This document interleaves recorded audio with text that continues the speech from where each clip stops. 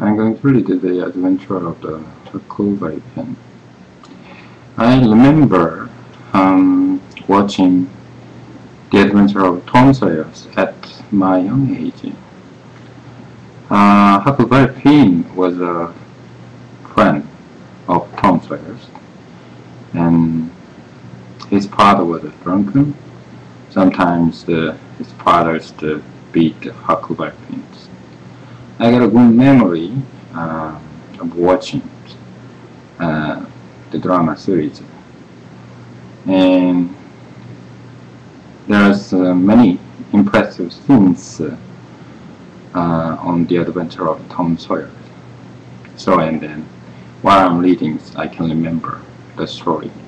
That's a good part of 1. Here you go, chapter 2.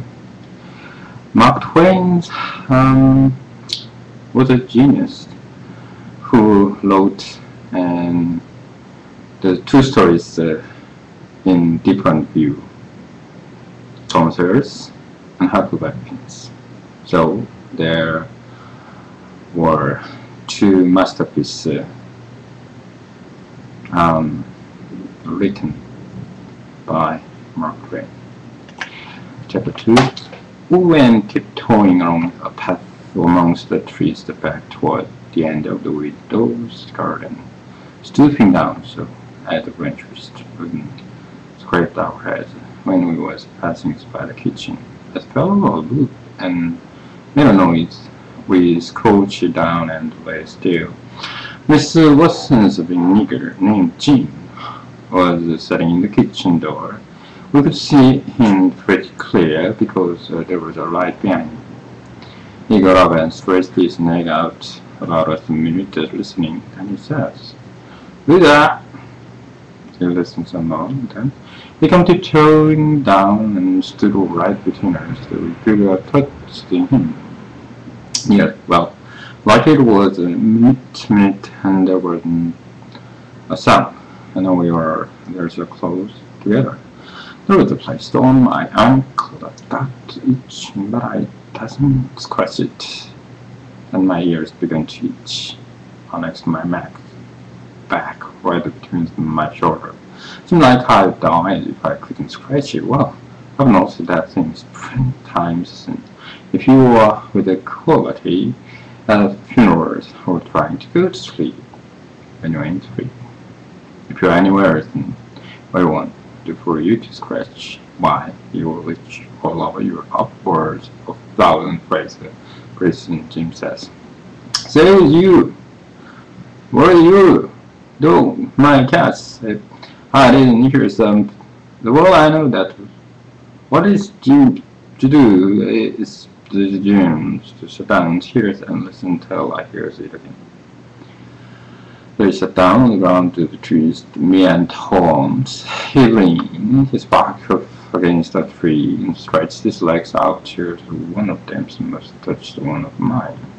My nose began to itch. It itches till the tears come into my eyes, but a dozen scratches then it began to itch on the inside. Next day I got to itching underneath. I didn't know how I was going to set to. This middle one went on as much as 6 or 7 minutes, but it seemed a sight longer than that.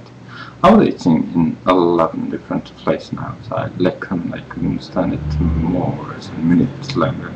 But I set my teeth hard and got to let it try. Just then, Jim began to breathe heavy. Next, he began to snore, and then, how pretty soon, came up again. Tommy made a sign to me, kind of little with his mouth, and we went creeping away on our hands and knees.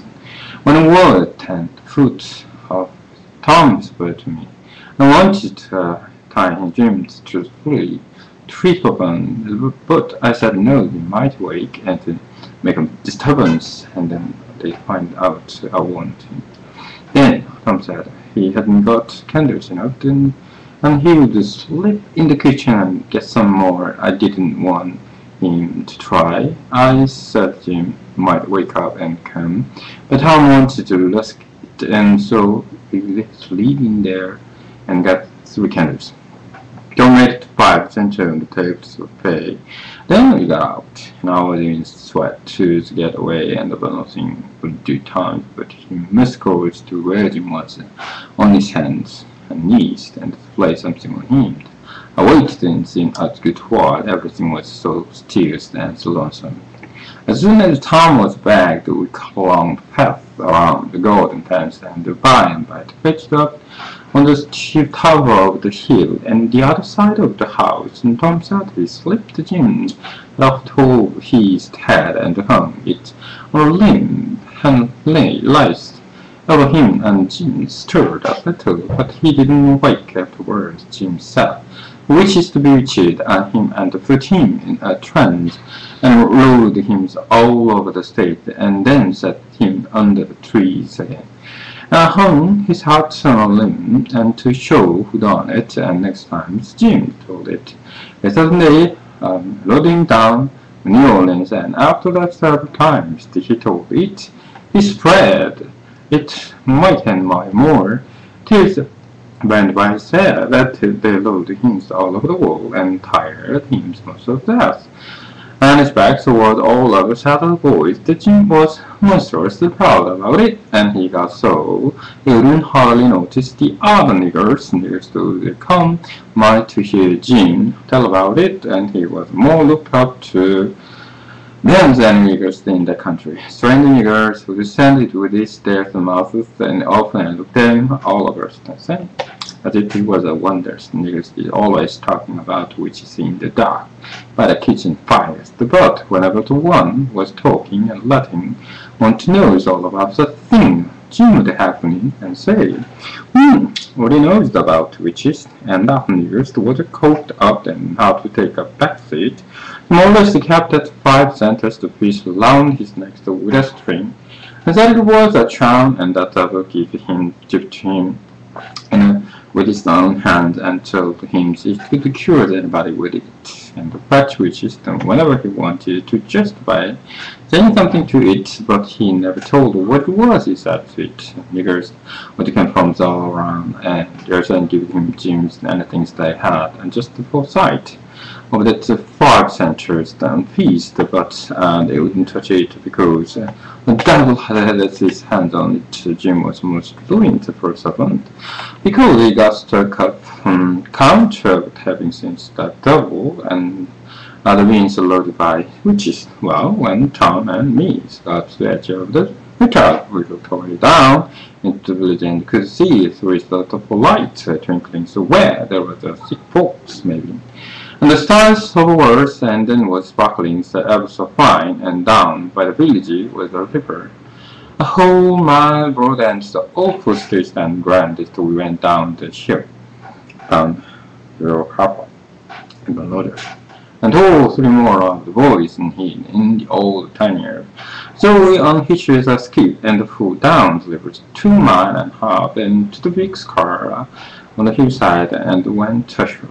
When at the clump on bushes, and then terminated the village where to keep the secret, and then showed them a hole in the hill. While in the thickest part of the bushes, then we lit the candles and crew in our hands and knees. We went about 200 yards, and then the cave opened up. Tom poked about amongst the passages at a prison under the wall. We noticed that there was a hole. We went along a narrow place and got into a kind of room, all damp and sway and kill. There was a stop Tom says. Now we stopped this band of lovers and called it Tom's voice again. Everybody that wanted to join has got to take on off. And write his name is in blood. Everybody was willing, so Tom got out a sheet of paper that he had loaded off on and read it. He swore I'm going to stick to the land and never tell any of the secret, and if anybody does anything to any boy in the bands, whichever boy's word is out to kill, the person's family must do it, and he must need, and he must sleep till he had killed them, and hack a crow in their vest, which was a sign of the band.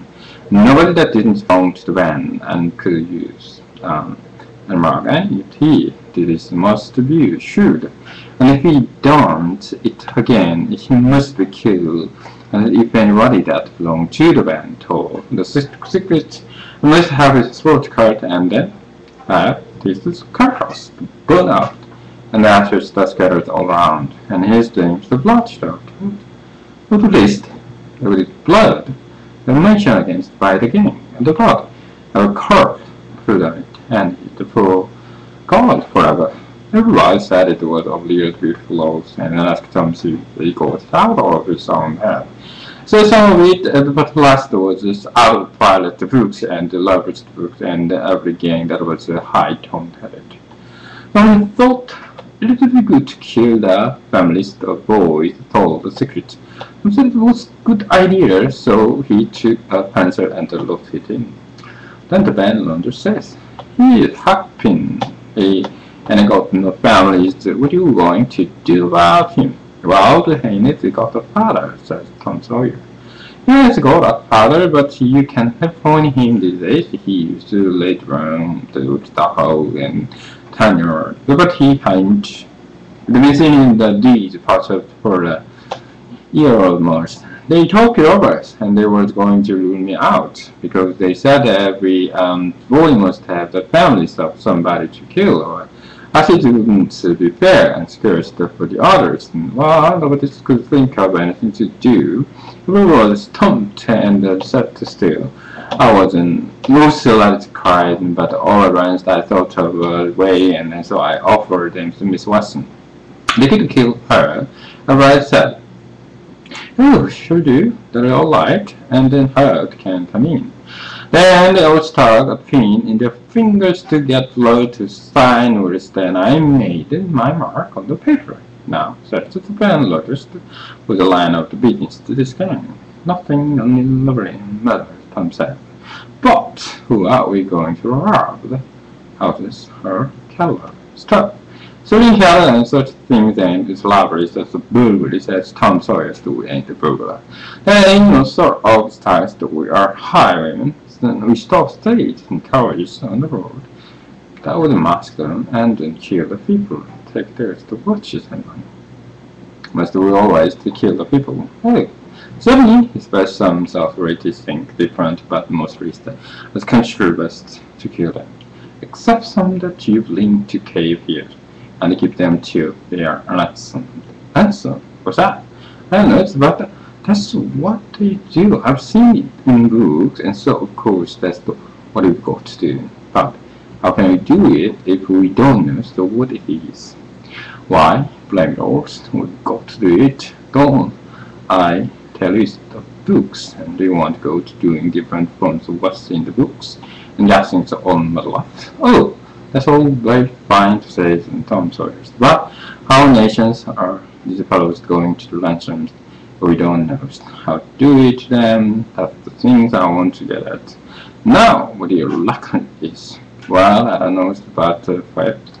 If we keep them still to their ransom, that means that we keep them still they are dead. Now there's something like how that answers the why, and you said that the person will keep them until they are ransomed to death. And bothersome Lord had always to eating up everything and always trying to get loose. How you talk to them losers? How can they get loose when there's a guard over them? Let it shoot them down if they move a peg. Guard? Well, that's good. And so somebody's got to set up the all light and never get any street. Just so as it was stands, I think the question is, why can't the boy take a club and then let them as soon as they get here? Because it ain't in the book, so and that's why. Now the bandholders, they do want to do things regular, don't you? That's the idea. Don't you like that people then made the books to know what the correct things to do? Do you like you cancel and I think not buy a good deal? No sir. We'll just go and ransom them in the regular way. Alright, I don't mind. But I say it's a full way anyway and say you will kill you too. Well, bandholders, if I was as ignorant as you, I wouldn't let on kill a woman.